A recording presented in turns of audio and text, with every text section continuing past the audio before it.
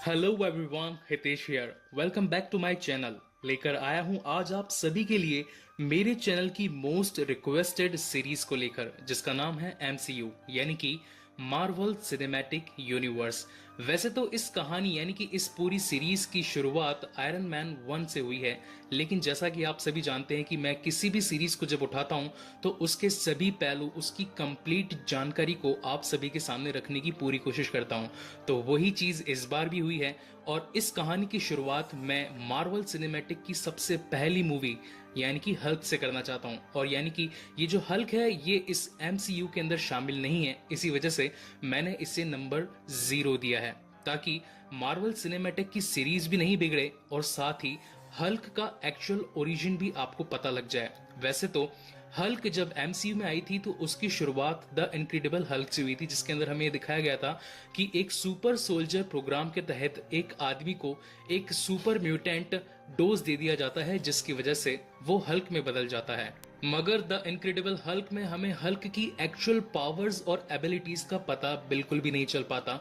तो यही रीजन है कि मैं आज आप सभी के सामने सबसे पहले द हल्क का एक्सप्लेनेशन प्रेजेंट करूंगा। So without wasting time, let's start the movie. कहानी की शुरुआत होती है 19 अप्रैल 1965 में, जहां हमें दिखाया जाता है कि कैलिफोर्निया के अंदर एक शहर में एक लेबोरेटरी है, जिसके अंदर डेविड बैनर नाम का एक साइंटिस्ट कुछ एक्सपेरिमेंट कर रहा होता है।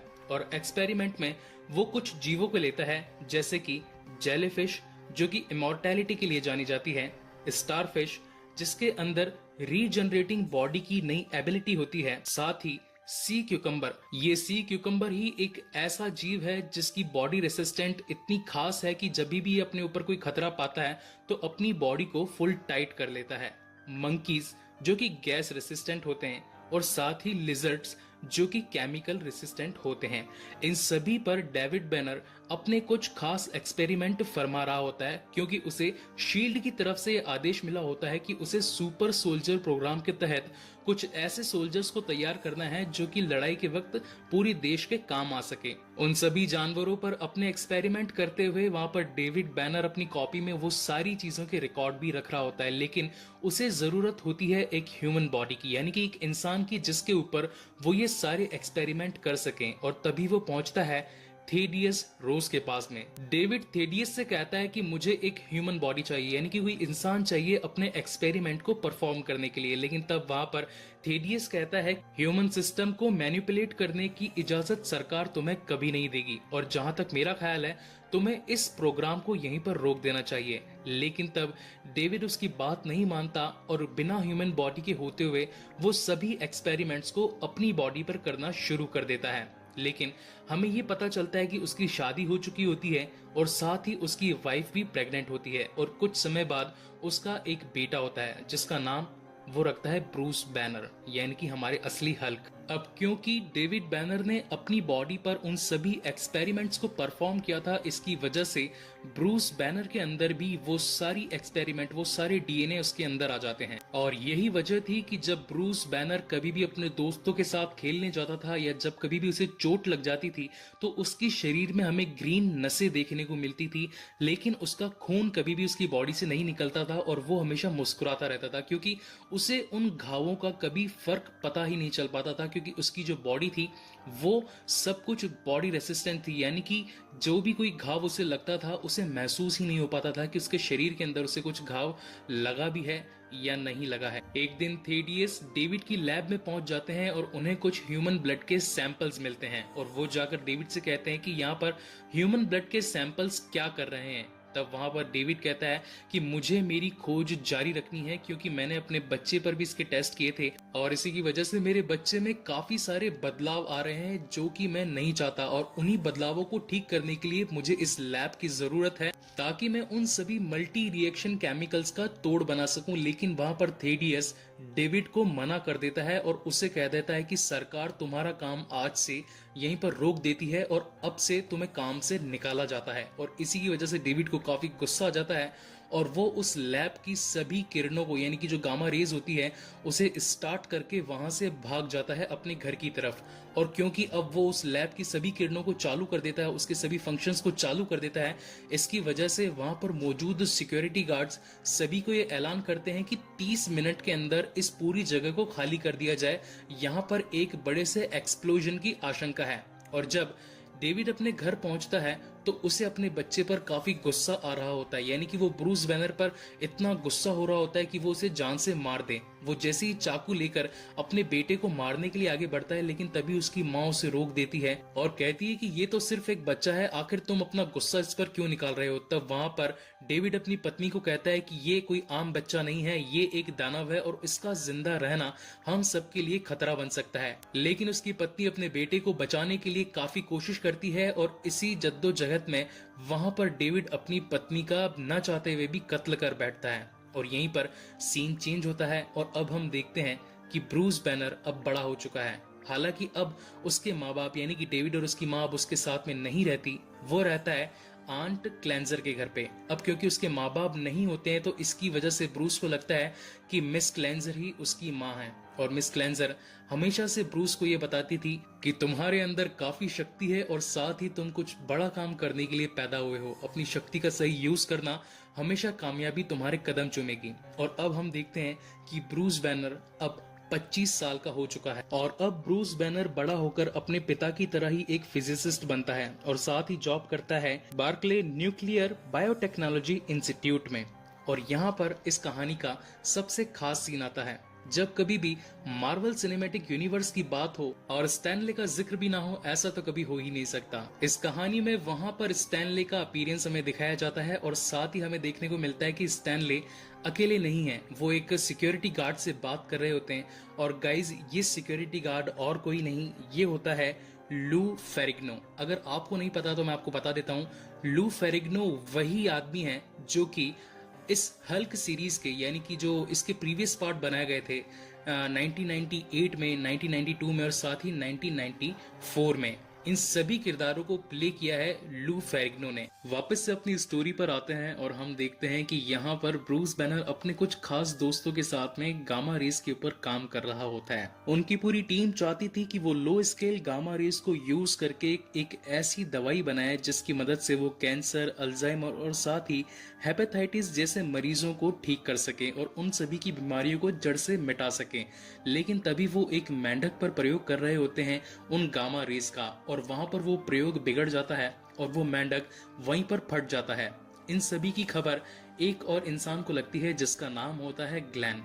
ग्लेन भी एक तरीके से शील्ड का ही एक एजेंट होता है और वो वहां पर आकर उन सभी यानी कि जो भी ब्रूस बैनर की टीम होती है उनसे कहता है कि तुम जो भी अपना एक्सपेरिमेंट कर रहे हो, मैं चाहता हूं कि उसकी पूरी डिटेल्स, उसके पूरे रिकॉर्ड्स तुम मुझे दे दो, क्योंकि ये सारे रिकॉर्ड्स हमारी पूरी सेना के काम आ सकते हैं। लेकिन वहां पर ब्रूस बैनर क्लैन को मना कर देता है कि ऐसा करना सही नहीं रहेगा, ये हमारी खोज है और हम इसे पूरी दुनिया के अंदर बांटना चाहते हैं, ना कि तुम्हारे सिर्फ शील्ड के कुछ सोल्जर्स के साथ में। और इसी बात पर ग्लेन गुस्सा हो जाता है और वहां से चला जाता है। अगले दिन फिर से पूरी टीम उसी गामा रेस की लो स्केल रेस पर काम करना शुरू कर देती है ताकि वो उस दवाई को यानी कि उस केमिकल को फिर से बना पाए। लेकिन वहां पर कुछ तकनीकी खराबी आ जाती है और उसी की वजह से सभी मशीनें बेकाबू हो जाती है और उनके अंदर से गामा रेज निकलने लगती है। अब क्योंकि सभी को ये पता था कि गामा रेज किसी का भी नुकसान कर सकती है, क्योंकि जब गामा रेज ने मेंढक पर अपना असर दिखाया था तो थोड़ी ही देर के अंदर वो मेंढक फट गया था। और इसी की वजह से जब गामा रेज निकलने लगती है तो वहां पर सभी लोगों की जान पर खतरा मंडराने लगता है। लेकिन उन सभी की जान की परवाह करते हुए ब्रूस बैनर उस मशीन के बीच में आ जाता है और वो सारी गामा रेज ब्रूस के ऊपर टकरा जाती है। लेकिन हम देखते हैं कि वहां पर ब्रूस का बाल भी बांका नहीं होता और वो सिर्फ बेहोश होकर गिर जाता है। सभी लोग वहां पर उसी लैब के एक हॉस्पिटल वार्ड के अंदर ब्रूस को एडमिट करते हैं और कहते हैं कि आखिर तुम उस गामा रेस से बचे कैसे। वहां पर ब्रूस की एक खास दोस्त जिसका नाम होता है बेटी रोज, वो भी आती है और ब्रूस से कहती है कि आखिर इन गामा रेस का असर तुम पर क्यों नहीं हुआ। तब वहां पर ब्रूस कहता है कि मुझे तो ऐसा लगा कि जैसे गामा रेस और मेरा काफी पुराना रिश्ता है, लेकिन जब कल उन गामा रेस का असर मुझ पर हुआ तो आज मेरे घुटनों का दर्द भी गायब हो चुका है। ऐसा लगता है कि जैसे मेरे शरीर के अंदर नई जान आ गई है, मेरे अंदर एक नया जोश सा आ गया है। और उसी वक्त सीन चेंज होता है और रात हो जाती है और हमें देखने को मिलता है वहां पर डेविड बैनर ब्रूस बैनर के पास आता है अपने कुछ कुत्तों के साथ में, और साथ ही ब्रूस को बताता है कि मैं ही तुम्हारा असली पिता हूँ। वो मैं ही था जिसने तुम्हारे शरीर के अंदर वो सभी एक्सपेरिमेंट किए जिनकी वजह से आज तुम अपनी जान बचा पाए हो, उन गामा रेस के अपने शरीर पर पड़ जाने के बाद भी। ब्रूस कहता है कि ऐसा नहीं हो सकता, मेरे तो पिता ही नहीं है और साथ ही मेरी माँ भी नहीं है, क्योंकि वो कई समय पहले चल बसे थे। तब वहां पर डेविड ब्रूस से कहता है कि नहीं, ऐसा नहीं है, इसके पीछे एक बहुत ही बड़ा कारण है। अगर तुम बेटी को जानते होगे तो तुम्हें पता होगा कि उसके पिता थेडियस रोज, जो कि एक आर्मी एजेंट है, ये वही इंसान था जिसने मुझे अपने एक्सपेरिमेंट में काम करने से रोका था, और इसी की वजह से आज तुम और मैं अलग अलग जी रहे हैं। लेकिन मैं चाहता हूँ कि अब तुम उसकी बेटी यानी कि बेटी रोज से दूर हो जाओ, वो तुम्हारे लिए सही नहीं रहेगा। इन सभी बातों को सुनकर ब्रूस बैनर को काफी ज्यादा गुस्सा आ जाता है और साथ ही उसके शरीर में हमें काफी सारे बदलाव देखने को मिलते हैं। ये वही बदलाव होते हैं जो कि हल्क की इनिशियल स्टेज में होने वाले होते हैं, और देखते ही देखते उसका शरीर एक दानव में बदलने लगता है और पूरी बॉडी हल्क में बदल जाती है। उसका गुस्सा इतना खतरनाक होता है कि वो आसपास की सभी चीजों को तोड़ देता है, और साथ ही उस मशीन यानी कि जिसमें से गामा रेज निकली थी, अपना गुस्सा उस पर जाहिर करने के लिए वो उस मशीन को भी तोड़कर वहां से फेंक देता है, और वो मशीन दीवार तोड़कर वहां से नीचे गिर जाती है। इन सभी एक्टिविटीज को उसके पिता डेविड एक कोने में खड़े दरवाजे के पास में देख रहे होते हैं, लेकिन ब्रूस को ये पता चल जाता है कि उसके पिता अभी भी वहीं हैं और उसे देख रहे हैं। थोड़ी देर बाद में डेविड अपने बेटे यानी कि ब्रूस के पास में आते हैं और उसके गाल पर हाथ रखते हैं और उसे समझाते हैं कि तुम मेरे बेटे हो, और मेरे किए गए एक्सपेरिमेंट की वजह से ही आज तुम इस लायक बने हो कि तुम्हारे अंदर इतनी शक्ति आ चुकी है। लेकिन इन सभी बातों को सुनकर ब्रूस को अच्छा लगने की वजह उसे और गुस्सा आता है, और वो उस हॉस्पिटल यानी कि उस लेबोरेटरी की छत तोड़कर वहां से भाग जाता है। सीन चेंज होता है और अगले दिन हमें ब्रूस बैनर अपने घर में मिलता है। वहां पर बेटी रोज भी आती है और ब्रूस को बताती है कि कल हमारी लेबोरेटरी के अंदर काफी बड़ा धमाका हुआ और साथ ही काफी अफरा तफरी भी मच गई, क्या तुम्हें इसके बारे में कुछ पता है? तब वहां पर ब्रूस कहता है कि नहीं, मुझे इस बारे में कुछ भी नहीं पता। और जब वो दोनों आपस में बात कर रहे होते हैं तब वहां पर थेडियस आ जाता है और बेटी को कहता है कि तुम यहाँ से घर चली जाओ, मुझे ब्रूस से कुछ आपस में बात करनी है। जब बेटी वहां से निकल जाती है तो वो पहुंचती है सीधा उसके पिता के घर यानी कि डेविड बैनर के घर, और उनसे पूछती है कि आखिर आपने ब्रूस के साथ में क्या किया है। उसकी हालत काफी ज्यादा खराब हो गई है और वो ठीक से किसी से बात भी नहीं कर रहा। बातों ही बातों के अंदर डेविड वहां पर बेटी की स्टॉल ले लेता है। हालांकि इस बात का पता ऑलरेडी बेटी को चल जाता है, मगर वो उन्हें कुछ कहती नहीं है।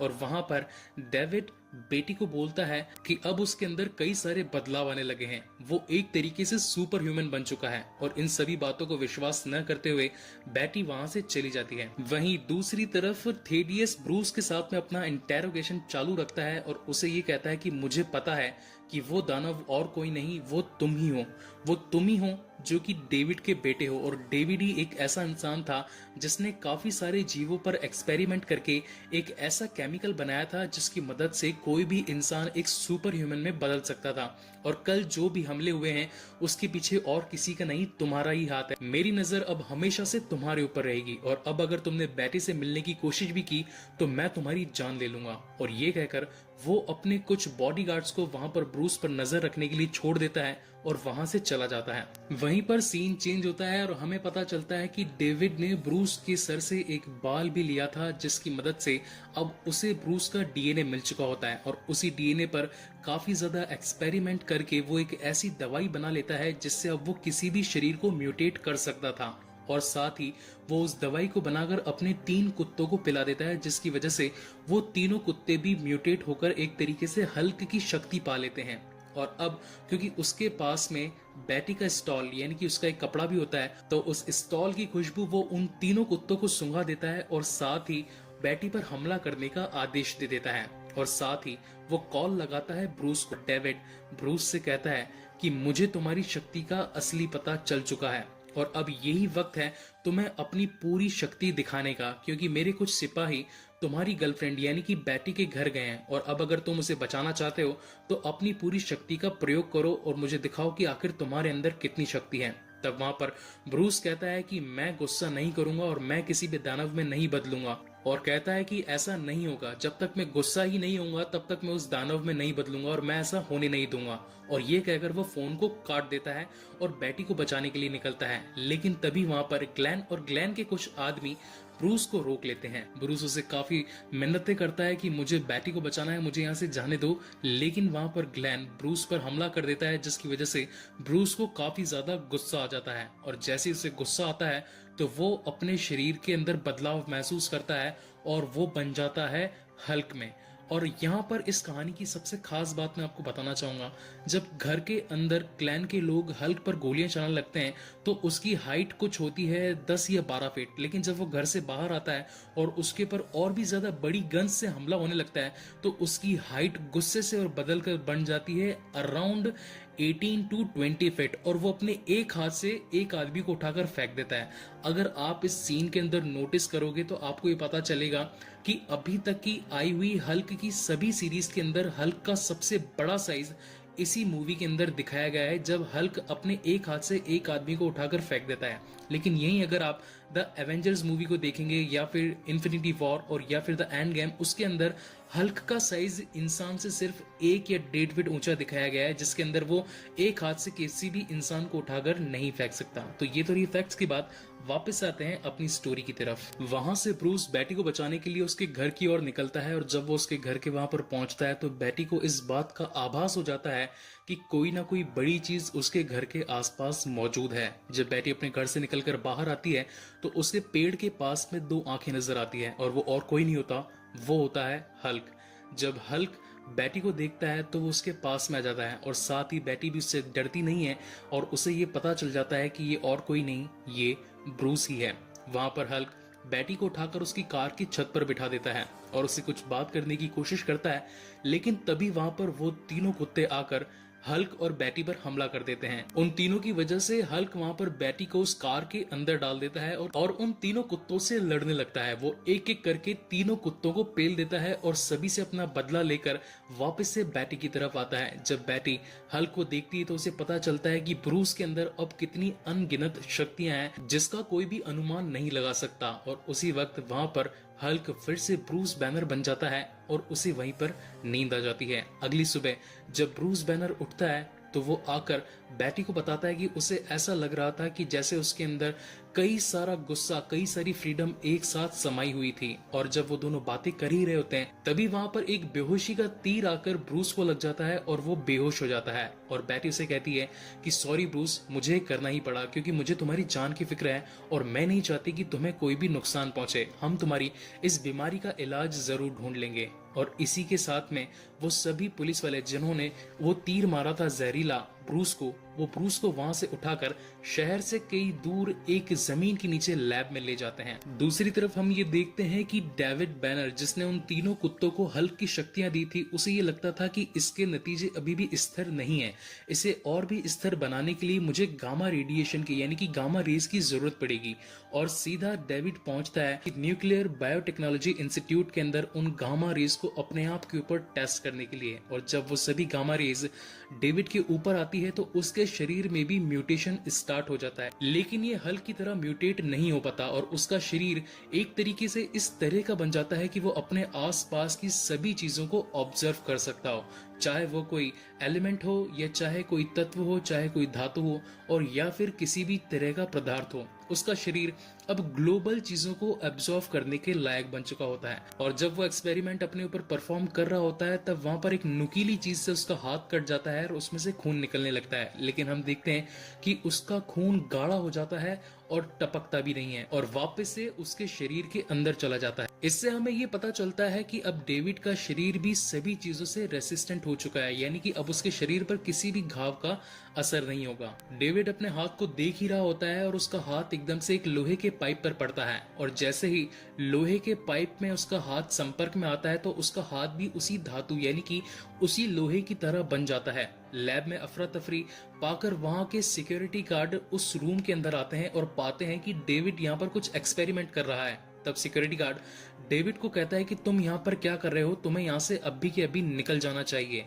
और तब वहां पर डेविड उस सिक्योरिटी गार्ड को कहता है कि तुम्हें मेरी ताकत का अंदाजा नहीं है, और वो वहीं पड़े एक बड़े से सीपीयू को अपनी बॉडी में एब्जॉर्व करके उसके सर पे दे मारता है, जिसकी वजह से सिक्योरिटी गार्ड वहीं पर घायल हो जाता है और डेविड वहां से भाग जाता है। वहीं दूसरी तरफ हमें दिखाया जाता है कि उस लैब के अंदर ब्रूस बैनर पे वो सभी लैब के लोग उसकी बॉडी पर कुछ एक्सपेरिमेंट कर रहे होते हैं। वो चाहते हैं कि उस ब्रूस बैनर को फिर से वो गुस्सा देकर हल्क बनाए और हल्क की बॉडी के अंदर से कुछ टिश्यूज यानी कि उसके कुछ मांस के टुकड़े निकालकर उन पर एक्सपेरिमेंट किया जा सके, ताकि उसकी मदद से वो और भी नई चीजों को म्यूटेट करके यानी कि अपनी सेना को एक नायाब तोहफा दे सके। उसी वक्त वहां पर ग्लेन आ जाता है और ब्रूस को गुस्सा दिलाने की कोशिश करता है, लेकिन फिर भी ब्रूस अपने आप पर काबू रखता है और गुस्सा नहीं होने की कोशिश करता है। लेकिन उसी मारामारी के अंदर ब्रूस बेहोश हो जाता है और वो सभी लोग उसे पकड़ लेते हैं।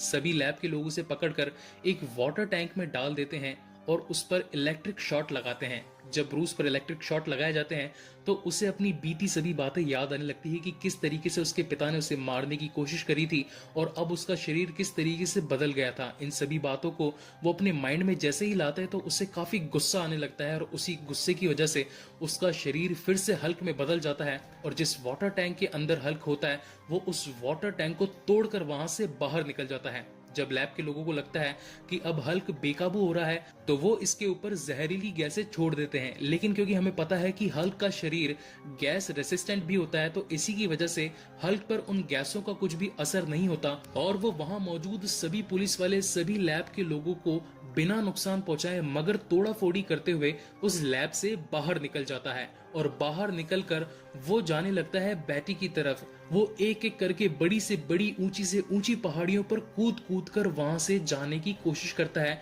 लेकिन क्योंकि अब थेडियस रोज एक बहुत ही बड़े पुलिस अफसर होते हैं और उन्हें हल्क की बॉडी का एक छोटा सा टुकड़ा चाहिए होता है, इसलिए अब वो चाहे हल्क जिंदा हो या मुर्दा थेडियस को हल्क की जरूरत होती है और इसी की वजह से वो सभी पुलिस वालों में एक ऐलान कर देता है कि मुझे हल्क ला कर दो। और इसी के साथ ही वहां पर सभी सिपाही अपने बड़े बड़े विमान यानी कि मार्क जेट और बड़े बड़े हेलीकॉप्टर्स में हल्क को पकड़ने की कार्यवाही शुरू कर देते हैं। लेकिन क्योंकि हल्क बहुत ही फास्ट और काफी ज्यादा ताकतवर होता है तो वो उन बड़ी बड़ी पहाड़ियों पर कूदकर बहुत ही तेजी से आगे निकलता जाता है।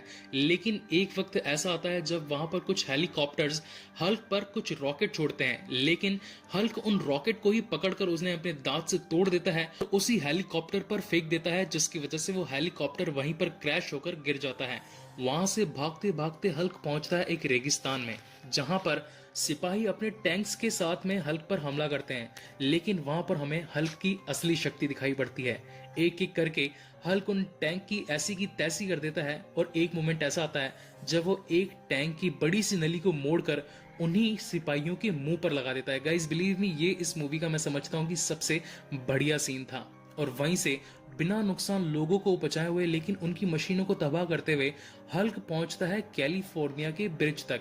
जब हल्क कैलिफोर्निया के ब्रिज तक पहुंचता है तो एक मार्क जेट उस पर एक बड़ी सी मिसाइल छोड़ने की कोशिश करता है, लेकिन उसी बीच वहां पर एक दूसरा हेलीकॉप्टर भी आ जाता है, जिसकी वजह से उस विमान का यानी कि मार्क जेट का थोड़ा सा बैलेंस बिगड़ जाता है और वो उस ब्रिज से टकराने ही वाला होता है। लेकिन हल्क उस हवाई जहाज पर कूद जाता है, जिसकी वजह से वो हवाई जहाज उस ब्रिज से नहीं टकराता और वहां से आगे निकल जाता है। तभी थेडियस उस विमान में बैठे चालक यानी कि पायलट को एक आदेश देता है कि जितना हो सके इस विमान को ऊंचाई पर लेकर जाओ, ऊंचाई से ये हल्क गिरकर मर जाएगा। और वो ऐसा ही करता है। वो पायलट अपने प्लेन को तेजी से आसमान की ऊंचाइयों की ओर लेकर जाता ही जाता है और हम देखते हैं कि इतनी ऊंचाई पर अब बर्फ भी जमने लगी होती है और साथ ही हल्क का बैलेंस भी बिगड़ने लगता है। और एक मोमेंट ऐसा आता है जब पायलट अपने प्लेन को उल्टा कर देता है, जिसकी वजह से हल्क उस प्लेन से गिर जाता है और सीधा गिरता है कैलिफोर्निया की बड़ी सी नदी में।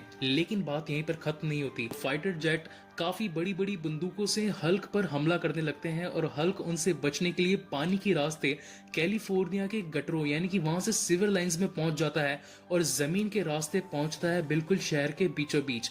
लेकिन वहां पहुंचने पर वो काफी ज्यादा तबाही मचा चुका होता है। इसी की वजह से पूरी पुलिस फोर्स आकर हल्क को घेर लेती है और उसे मारने के लिए आगे बढ़ने लगती है। तभी वहां पर बैटी रोज आ जाती है और वो कहती है कि मैं हल्क को संभाल सकती हूँ, मुझे एक मौका दीजिए प्लीज। और फिर वहीं पर थेडियस अपनी बेटी रोज को जमीन पर उतारता है और वो भागते हुए हल्क के पास में जाती है। और जैसे ही हल्क बैटी को देखता है वो फिर से अपने असली रूप यानी कि ब्रूस बैनर में बदलने लगता है। और जैसे ही वो अपने असली रूप में आता है वो बेहोश होकर वहीं पर गिर जाता है, जिसकी वजह से वहां पर पूरी पुलिस फोर्स ब्रूस को पकड़ लेती है और उसे अपनी एक दूसरी लैब में पूछताछ के लिए ले जाती है। और वहीं हमें पता चलता है कि अब डेविड ने भी अपने आप को बंदी बनवा लिया होता है, क्योंकि डेविड को ये पता था कि थेडियस ने अपने अंडर कंट्रोल में ब्रूस बैनर को ले लिया है। अब वो ब्रूस बैनर पर अपने एक्सपेरिमेंट करने चाहते हैं, उसके शरीर के कुछ अंगों यानी कि कुछ टिश्यूज को निकालकर अपने कुछ और एक्सपेरिमेंट बनाना चाहते हैं। लेकिन डेविड ये चाहता था कि मैं हल्क की पूरी शक्ति ले लूं और इस दुनिया का सबसे शक्तिशाली इंसान बन जाऊं। इसी की वजह से वो अपने आप को बंदी बनवा लेता है और उसकी लैब में पहुंच जाता है। जब वहां पर डेविड से पूछताछ हो रही होती है तब वो कहता है कि मुझे एक बार अपने बेटे ब्रूस से मिलना है, जब तक मैं उससे नहीं मिलता मैं तुम्हें कुछ भी नहीं बताऊंगा। और जब डेविड को ब्रूस से मिलवाया जाता है तो वहां पर डेविड अपने बेटे यानी कि ब्रूस को काफी गुस्सा दिलाकर उसे हल्क बनवाने की कोशिश करता है, लेकिन ब्रूस अपने शरीर पर काफी काबू करता है कि वो हल्क ना बने और वहां पर तोड़ा फोड़ी ना मचाए। लेकिन फिर भी डेविड अपनी कोशिशें बंद नहीं करता और वो उसे हल्क बनाने की कोशिशों में लगा रहता है। उसी वक्त वो वहां पर पड़ी एक बड़ी सी तार को उठा लेता है और उसे अपने दांतों से छीलने लगता है, जिसकी वजह से उसका इलेक्ट्रिक करंट वहां पर जनरेट हो जाता है। डेविड अपने दांतों से उस केबल को काट लेता है, जिसकी वजह से वो पूरा केबल के अंदर जो करंट होता है वो डेविड की बॉडी में सर्कुलेट होना शुरू हो जाता है। और देखते ही देखते वहां पर डेविड उस पूरी केबल के अंदर जो करंट होता है, जो पूरी इलेक्ट्रिसिटी होती है, उसको पूरी तरीके से अपने शरीर में एब्जॉर्व कर लेता है और उसका शरीर एक तरीके से बिजली का एक बहुत ही बड़ा दानव सा बन जाता है और वो हल्क को गुस्सा दिलाने लगता है। और इसी की वजह से अब ब्रूस बैनर भी ब्रूस नहीं रह पाता और हल्क में बदल जाता है। वहीं पर डेविड अपने बेटे यानी कि ब्रूस को उठाकर आसमान की ऊंचाइयों में ले जाता है और उनकी पहली लड़ाई बिजलियों में होने लगती है। अगर आप इस सीन में गौर फरमाएंगे तो आपको पता चलेगा कि इस फिल्म के डायरेक्टर ली यांग ने ये दिखाना चाहा था कि इस दुनिया में जो 5 एलिमेंट्स होते हैं यानी कि आग, बिजली, पानी, धरती और हवा, इन सभी से मिलकर हमारी पूरी धरती का निर्माण हुआ था, तो यही 5 एलिमेंट्स इस लड़ाई में दिखाए जाने थे। लेकिन इस लड़ाई के अंदर वहां पर आग की फाइट नहीं दिखाई गई। अगर मैं डायरेक्टर होता तो मैं इस सीन को जरूर कंप्लीट करता और आग की फाइट भी जरूर दिखाता। तो चलिए वापस अपनी स्टोरी की तरफ आते हैं। इनकी पहली लड़ाई आसमान में बिजली के साथ में होती है और उसके बाद में हवा में लड़ाई होती है और उसके बाद में लड़ते लड़ते ये पहुंच जाते हैं एक झील की तरफ, जिसके बाद में इनकी लड़ाई पानी के अंदर होती है। लेकिन वहां से हल्क अपने आप को बचाकर जमीन पर ले आता है और तभी डेविड भी जमीन पर आ जाता है और धरती की शक्ति को अब्सॉर्व करके वहां पर चट्टान जैसा शरीर बना लेता है और फिर से हल्क से लड़ना शुरू कर देता है। लेकिन क्योंकि हल्क में एक खास बात थी कि जब भी उसे जितना गुस्सा आएगा वो उतना ही ज्यादा ताकतवर होता जाएगा और इसी के चलते वो उस बड़े से पत्थर यानी कि जो उसके पिता डेविड जो एक बड़े से पत्थर बन चुके होते हैं उसे फिर से पानी के अंदर फेंक देता है और पानी में फिर से लड़ने के लिए चला जाता है। लेकिन इस बार डेविड हल्क को पकड़ लेता है और उसकी बॉडी में से उसकी शक्ति को एब्जॉर्व करना शुरू कर देता है। और यहाँ पर डेविड ब्रूस से एक बात बोलता है, the more you fight the more I will take you. इसका मतलब ये है कि तुम जितना लड़ोगे, तुम जितना गुस्सा होगे, तुम्हारी शक्ति उतनी निकलेगी और उसी के साथ में मैं ज्यादा शक्ति पाकर इस दुनिया का सबसे शक्तिशाली इंसान बन जाऊंगा। और जब इस बात का पता ब्रूस को चलता है तो वो ये चाहता है कि अब उसे इस शक्ति की जरूरत ही नहीं है। वो जब भी इस शक्ति को पाता है एक दानव से बन जाता है और अब वो ये चाहता है कि इस लड़ाई को खत्म कर दिया जाए। वो ये सोचता है कि मेरे पिता को आखिर शक्ति ही तो चाहिए, तो वो अपनी पूरी शक्ति को अपने पिता को देने लगता है कि ले लो, जितनी शक्ति चाहिए ले लो, मुझे ये शक्ति नहीं चाहिए। और वहीं पर उस पूरी शक्ति को जब डेविड ऑब्जर्व करना शुरू करता है तो उसे पता लगता है कि ये उसकी जरूरत से कई ज्यादा है और देखते ही देखते उसका शरीर इतना बड़ा हो जाता है कि वो फूला नहीं समाता। और वहीं पर बाकी लोगों को ये पता चलता है यानी कि जो पूरी एयरफोर्स टीम होती है उन्हें ये पता चलता है कि एक किसी पहाड़ी इलाके का टेम्परेचर बिल्कुल डाउन होता जा रहा है, यानी कि वहां कुछ एक ऐसी प्रतिक्रिया हो रही है जिसकी वजह से वहां का टेम्परेचर ठंडा होता जा रहा है। तभी वहां पर थेडियस को पता लगता है कि ये वही दोनों हैं जो आपस में लड़ रहे हैं और वहां के टेम्परेचर अपनी तरह से कंट्रोल करने की कोशिश कर रहे हैं और इसी की वजह से थेडियस उन पर एक न्यूक्लियर बॉम्ब का हमला करने का आदेश दे देता है। और वहीं पर कुछ सिपाही अपने जहाज के साथ निकल जाते हैं उस जगह पर बॉम्ब गिराने के लिए। और जब उन जहाज वालों को उन दोनों की लोकेशन का पता चल जाता है तो वो एक बड़ी सी मिसाइल उस पूरे एरिया पर गिरा देते हैं, जिसकी वजह से वहां पर एक बहुत ही बड़ा धमाका हो जाता है। और उसी धमाके की वजह से डेविड और हल्क भी मर जाते हैं और पानी में गिर जाते हैं। और यहाँ पर सीन चेंज होता है और हमें दिखाई जाती है बैटी रोज, जो कि अपने घर में होती है। वहां पर फिर से थीडियस का कॉल आता है और वो बैटी से कहता है कि मुझे अभी भी लगता है कि कई देशों के अंदर अभी भी ब्रूस जिंदा है और वो घूम कर इधर उधर जाकर अपनी जान बचाने की कोशिश कर रहा है। अगर वो कभी यहाँ आए तो क्या तुम मेरी मदद करोगी उसे पकड़वाने में? तब वहां पर बैटी कहती है कि नहीं, मैं ऐसा बिल्कुल भी नहीं करूंगी। अगर मुझे पता भी होगा तभी भी मैं आपको उसकी लोकेशन बिल्कुल नहीं बताऊंगी। और यहीं पर सीन चेंज होता है और हम देखते हैं कि अफ्रीका के जंगलों के अंदर अब ब्रूस बैनर एक तरीके से एक डॉक्टर का काम कर रहा है और वहां पर मौजूद सभी लोगों की जान बचाने की दवाइयों से कोशिश कर रहा है। लेकिन तभी वहां पर कुछ गुंडे आ जाते हैं और वो ब्रूस को परेशान हैरान करना शुरू कर देते हैं। लेकिन तब वहां पर ब्रूस उन गुंडों से कहता है कि मुझे गुस्सा मत दिलाओ, और सभी लोग वहां से चले जाते हैं। इस सीन में हमें ऐसा लगता है कि अब ब्रूस ने अपने शरीर पर काबू पा लिया है और अब वो हल्क में कभी नहीं बदलेगा। लेकिन तभी हम देखते हैं कि ब्रूस की आंखें फिर से हरी हो जाती है। इसका मतलब यह है कि ब्रूस के अंदर अभी भी हल्क की शक्तियां हैं और वो अभी भी उसके शरीर से नहीं निकली है। और इसी के साथ ये कहानी यहीं पर खत्म होती है। गाइस, आपको ये वीडियो और ये कहानी कैसी लगी प्लीज मुझे लाइक और कमेंट करके जरूर बताएं। और अगर आपको मेरे वीडियोस अच्छे लगते हो तो मेरा चैनल प्लीज जरूर सब्सक्राइब करें। इसके बाद में मैं MCU की फर्स्ट मूवी यानी कि द आयरन मैन का एक्सप्लेनेशन अपने चैनल पर जल्दी ही अपलोड करूंगा। सो मिलते हैं अगले वीडियो में। Thank you so much.